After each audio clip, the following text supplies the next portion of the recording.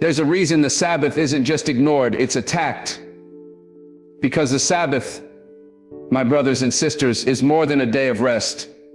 It's a declaration of independence from the world's control. It says to every system, every power, every agenda that seeks to own your time in your mind, you don't own me, God does. When a man stops working on the seventh day, he's not being lazy, he's being liberated. He's refusing to bow down to the system that says your worth is in your productivity. He's standing up to a world that says, you are what you earn. But the Sabbath says, I am who God says I am. The Sabbath is rebellion in holy form. It's a silent protest against greed, against burnout, against the slavery of the modern age. Every time you rest in obedience to the command of God, you're defying a system that profits from your exhaustion. You're telling Pharaoh, let my soul go. The Sabbath calls you out of Egypt, out of a world addicted to motion, addicted to noise, addicted to distraction. It teaches you that silence can be power,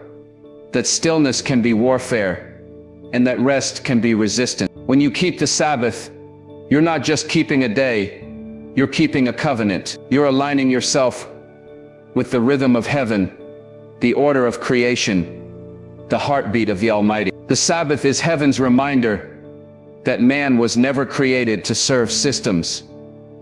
Systems were created to serve man. And so when the world says keep grinding, God says be still. When the system says chase success, heaven says seek first the kingdom. When the system says time is money, God says time is mine. So understand this: every Sabbath you honor is a sermon the world can't silence. It tells the truth that this earth has a king, and it's not the economy, not technology, not government, not Babylon. It's God, the Creator, the Redeemer, the Sustainer of all life. That's why the Sabbath will always challenge the world's systems, because it exposes their illusion of control. It reminds them that the one who rested on the seventh day still reigns on the throne today. And those who walk in his rhythm walk in freedom. So keep the Sabbath holy, not as a burden, but as a badge of loyalty, not as a ritual, but as a resistance. Because in a world that worships busyness, the one who dares to rest in God becomes a revolutionary. The divine rebellion against Babylon. The Sabbath is not a quiet tradition lost in time. It is a divine rebellion that stands in the face of Babylon itself. From the very beginning, God established the Sabbath as a declaration that his people would not bow to the world's system of endless labor and greed. It is heaven's reminder that we are not slaves to production, to performance, or to the clock. We are children of the Creator, called to live in a rhythm that Babylon can never understand. When God rested on the seventh day, he wasn't tired. He was setting a pattern of dominion, a proclamation that all creation answers to him alone. And when his people rest in that truth, they rise above the control of man-made empires. Babylon, throughout Scripture, has always represented a system of control, a world intoxicated with power, obsessed with wealth, and addicted to motion. It thrives on keeping humanity too busy to think, too distracted to pray, too tired to obey. But the Sabbath breaks that spell. Every seventh day, heaven calls you out of Babylon's rhythm. It invites you to remember who you are, to pause and hear the whisper that says, you belong to me. To Babylon, that pause is dangerous, because the moment a man stops to honor God instead of the system, he becomes ungovernable by fear. The Sabbath isn't just rest, it's resistance. It's the refusal to bow to the empire that measures your worth by your output. It's the act of saying, no, I will not sell my soul for a paycheck. I will not sacrifice my peace for progress. Babylon tells you that success comes by constant motion, by never stopping, by always climbing. But the kingdom says, be still and know. The Sabbath is where that knowing happens. It is where faith breathes again, where your spirit detaches from the illusions of achievement and finds contentment in the presence of God. When the Israelites were freed from Egypt, God gave them the Sabbath as a sign of liberty. Slaves work without rest. Free people have the authority to stop. Every Sabbath kept by faith is a proclamation that we are no longer slaves to Pharaoh or Babylon.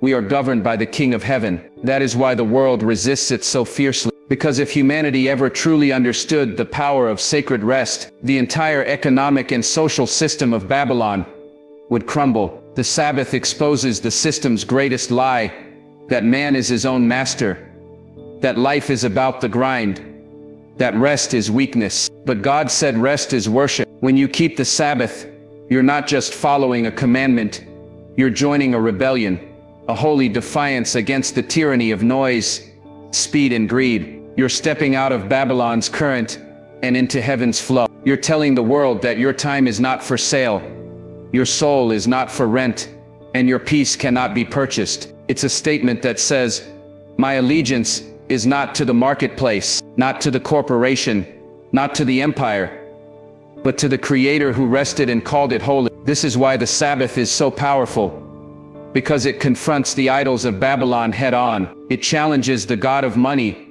the idol of self, the altar of productivity. It brings man face to face with his truth. It reminds us that while Babylon may build its towers, the kingdom of God builds its people, and those who honor his rest carry the mark of divine rebellion, not against authority, but against false authority, not against order, but against oppression. So when you rest in obedience to God, understand this: you are doing more than ceasing from labor. You are standing as a witness that Babylon does not rule over your spirit. You are living proof that the system's power ends where God's command begins. And that, my friend, is the most powerful rebellion of all, a holy one. Time ownership, God's claim over man's schedule.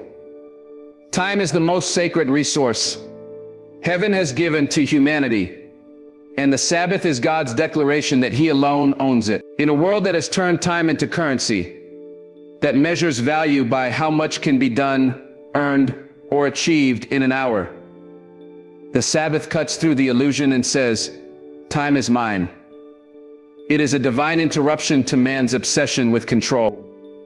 Because while the world teaches you to manage time, the Sabbath teaches you to surrender it. It's not about efficiency, it's about alignment. It's not about getting ahead, it's about coming back to the heart of the one who holds eternity in his hand. Every moment of our lives is a gift on loan from God.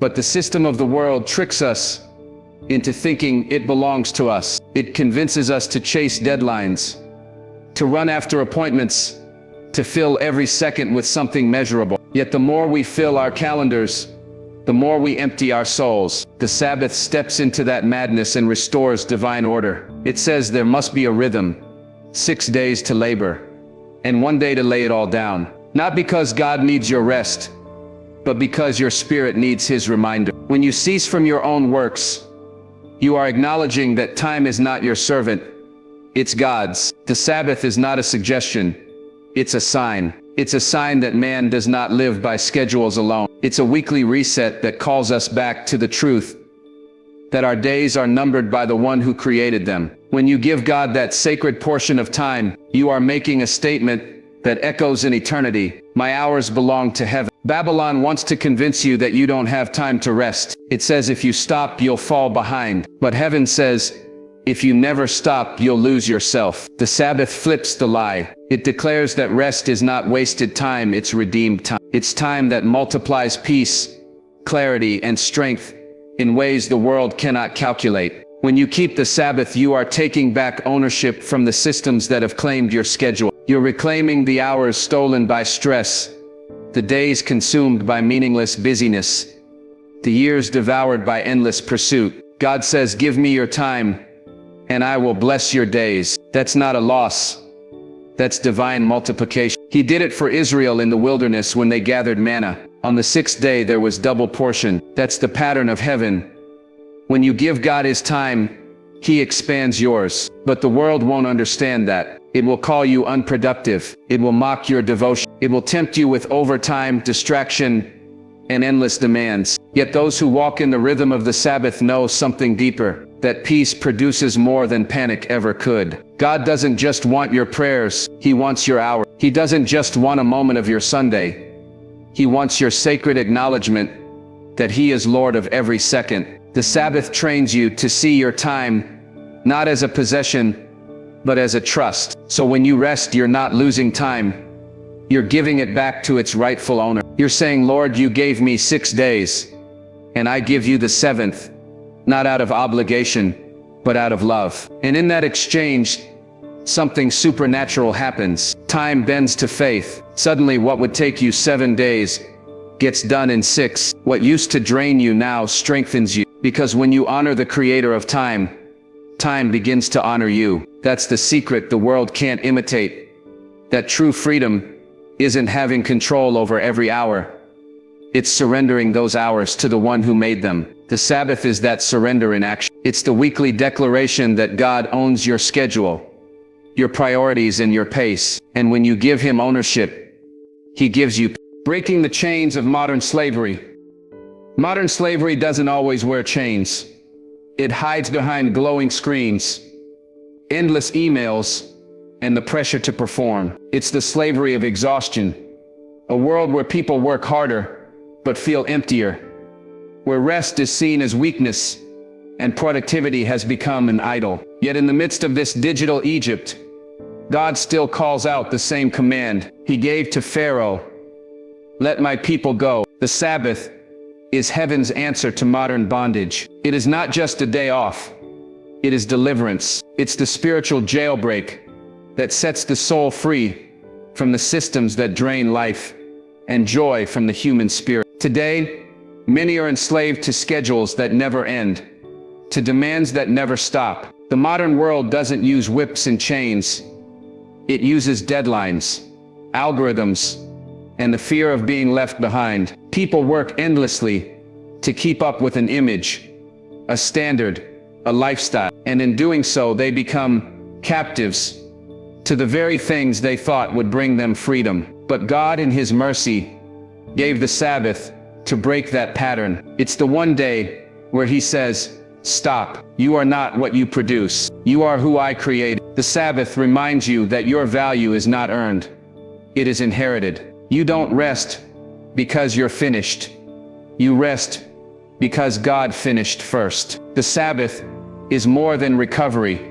It's rebellion. It's a bold stand against the culture that says your worth is measured by your hustle. When you rest, you are telling every spiritual pharaoh that you refuse to live in bondage to busyness. You are declaring that your time, your energy, and your peace are not for sale. And that declaration shakes the very core of the system. Because the moment a man or woman finds rest in God, they can no longer be controlled by fear or greed. The Sabbath gives back what slavery steals: your sense of self, your ability to breathe, your connection with heaven. Israel learned that lesson in the wilderness. After centuries of labor under Egypt's whips, they had to be retaught how to rest. God didn't just free them from physical bondage, He freed them from the mentality of slavery. Every Sabbath was a reminder that they were no longer slaves to the taskmaster, no longer bound by a quota, no longer defined by their output. They were children of God, walking under the rhythm of grace. That same spirit of liberation is alive today. The Sabbath still breaks mental, emotional, and spiritual chains, but only for those willing to trust the God who commands rest in a restless world. Think about it. The world doesn't just want your work. It wants your worship. It demands your attention, your time, your loyalty. It whispers that if you stop, you'll fall behind. That if you rest, you'll lose your edge. But that's the same lie Egypt told, and God still answers it the same way. My people shall rest in my presence. The Sabbath is your escape route, your divine protection from burnout, anxiety, and spiritual decay. It's the reset button for your soul. The weekly reminder that freedom is not doing whatever you want. It's being free enough to stop when God says stop. So when you honor the Sabbath, you're not being old-fashioned.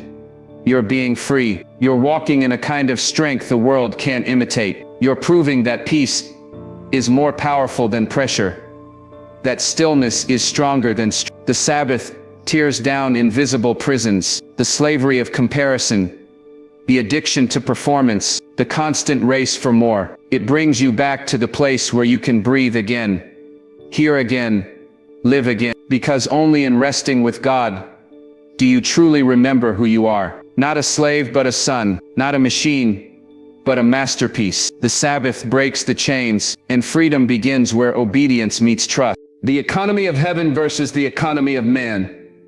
The world operates on an economy built on fear. Fear of not having enough.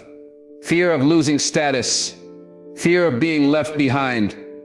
It teaches us that value comes from accumulation, that success is measured by possessions, and that worth is tied to wealth. But the economy of heaven runs on an entirely different principle. It's not based on getting more, but on trusting more. It's not about storing up treasures on earth, but about storing faith in the unseen. And the Sabbath is the divine classroom where that lesson is taught every week. It's the day when God says, stop chasing, start trusting. It's when the noise of the marketplace fades, and the voice of the Master reminds you that true provision doesn't flow from the system of man, but from the hand of God. In the economy of man, rest doesn't make sense. It's seen as a loss, a waste, a delay in productivity. But in the economy of heaven, rest is investment. It's the seed that multiplies peace, clarity, and favor. God's economy is supernatural. It doesn't follow supply and demand. It follows faith and obedience. When you honor the Sabbath, you're stepping out of the world's financial system and into heaven's faith system. You're declaring that your source isn't your job, your business, or your hustle.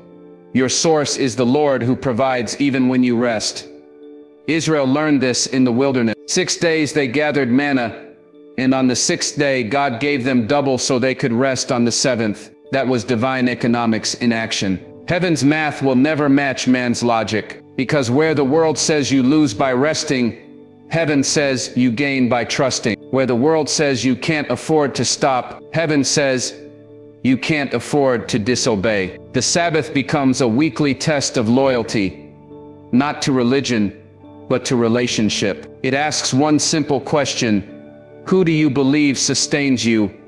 Your effort or your Creator? The economy of man thrives on anxiety. It keeps you running, so you'll never notice how enslaved you've become. It tells you to work harder, spend more, sleep less, and chase faster. But the economy of heaven invites you to step out of that madness. It teaches that your peace is worth more than your profit, that your obedience is richer than your overtime. God's system doesn't operate by earning, but by yielding. When you rest on the Sabbath, you are investing in something eternal. You're saying, my security is not in what I have, but in who has me. Heaven's economy blesses through faithfulness. The world rewards exhaustion. Heaven rewards trust. The world says the more you do, the more you're worth. Heaven says, you are priceless even when you do nothing. The Sabbath exposes the lie that you are the source of your own success. It humbles the pride of self-sufficiency and replaces it with gratitude. It realigns your priorities so you no longer live by man's metrics, but by God's measure. And that measure is always abundant, because when you give God his portion, he multiplies yours. When you begin to live by the economy of heaven, something shifts. Your money stretches further. Your time multiplies. Your peace deep. The same God who fed Elijah with ravens, who sustained a widow with 1 jar of oil, who multiplied bread in the wilderness, that same God still operates today. He's not limited by markets, inflation, or recessions. He blesses obedience, not busyness. So when you keep the Sabbath, you are declaring to the world, my trust is not in man's system. You're withdrawing your faith from Babylon's bank and depositing it into heaven's treasury. You're making a statement that your prosperity is not controlled by circumstances, but by covenant. And that covenant says, seek first the kingdom of God and his righteousness, and all these things will be added unto you. That is the true economy, one that never collapses, because it is built on the eternal faithfulness of God.